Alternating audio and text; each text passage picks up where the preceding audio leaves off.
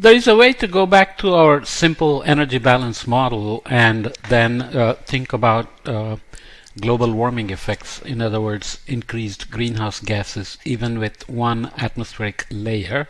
So we already saw this in a different format where we said we have incoming solar energy at the top of the atmosphere, some of which is absorbed in the atmosphere, some of which is reaching the surface and then reflected.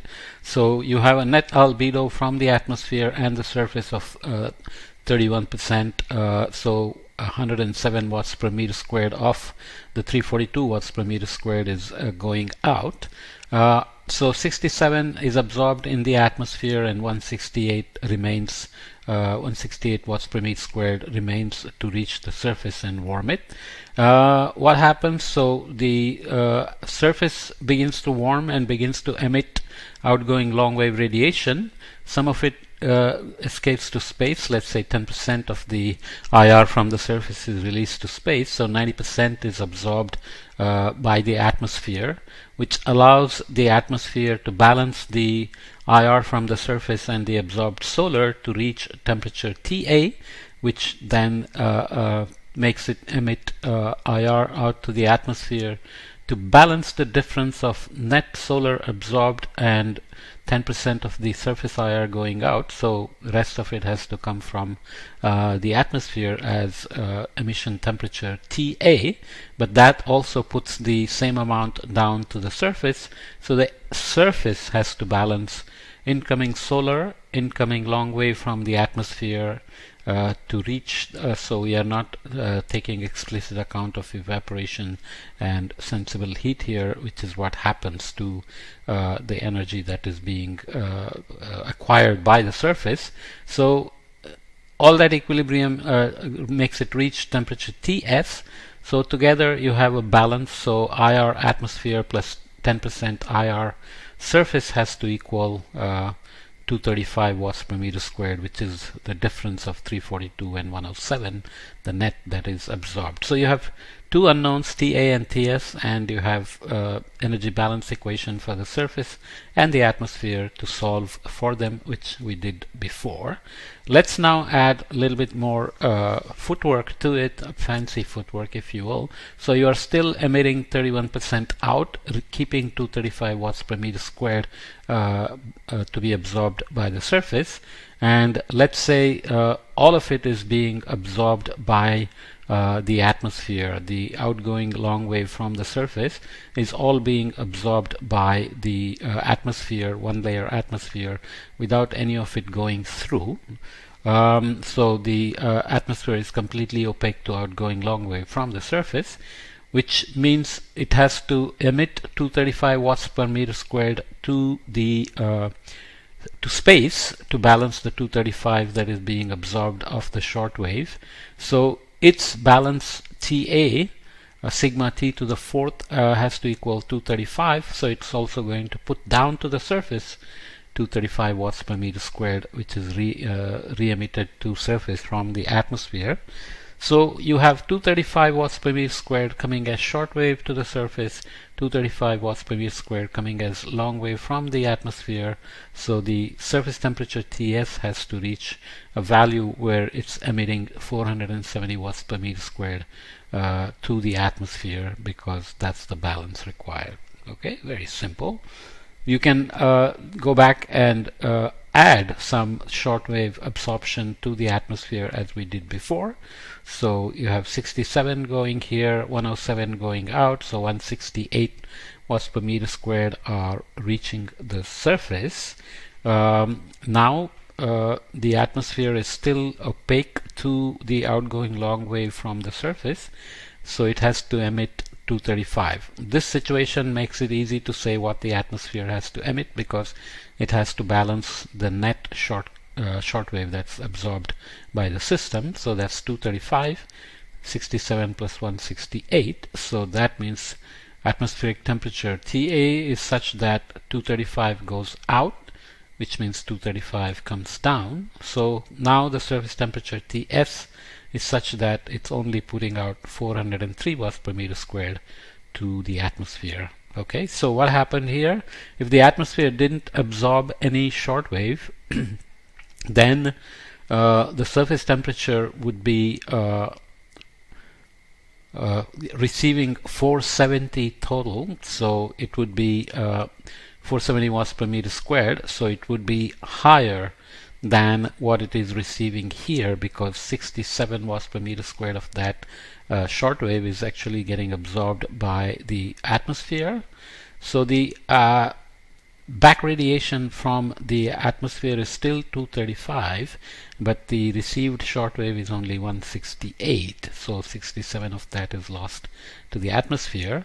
So the surface temperature is now lower, and it's emitting only 403 watts per meter squared to the atmosphere. So you can see how what the atmosphere does is going to affect what happens to the surface, right? You still have to emit 235 watts per meter squared here to balance the incoming shortwave at the top of the atmosphere, but internally you bounce around different amounts of energy and you create different surface temperatures.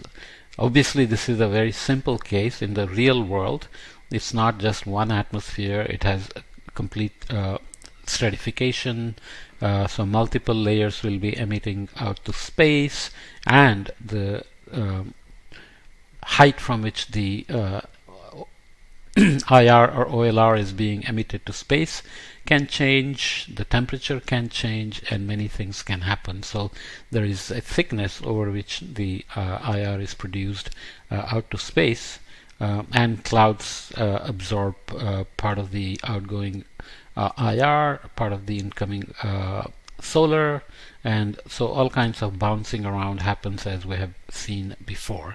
So that allows us to then look at what would happen in the case of increased greenhouse gases. So multiple steps would be involved. So we are still taking 342 watts per meter squared. The solar activity over the anthropogenic warming period is not significant in terms of the change in incoming energy. The albedo has changed a little, but it's still approximately about 31%. So some is absorbed in the atmosphere, some is reaching the surface. So you can start here. So surface is going to reach a temperature Ts. It's going to be determined by multiple processes. So once Ts is determined, IR surface is going out to the atmosphere, and so if you increase greenhouse gases, then they are going to absorb more of the outgoing long wave from the surface, which means less of the IR from the surface is going to escape to space. So that means in step 2a, to compensate for this reduced emission of IR from the surface to space, to balance the net incoming shortwave, atmosphere has to emit more IR, right? So if this is reduced by 10%, this has to increase by 10% to balance the incoming shortwave, which means atmospheric temperature has to be warmer, because we are still considering one layer, and we are saying that's what is going to have to increase outgoing long wave, which means it has to be warmer, which means it's also going to emit more towards the surface. So more IR from the atmosphere is emitted downward as well, which makes the surface temperature warmer than in the case where there is more greenhouse gas absorbing more of the outgoing long wave. So finally, that means more of the IR surface is needed to balance more of the incoming IR from the atmosphere, which has increased because of greenhouse gases. So you have bounced around the energy in a way that when you increase greenhouse gases in this simple one atmosphere model, one layer atmosphere model, you are going to increase long wave radiation from the atmosphere to the surface, which means it's going to increase the surface temperature and the outgoing long wave, but more of that is being kept in the atmosphere. So atmosphere is warmer, surface is warmer, and you are emitting similar amount of energy at the top.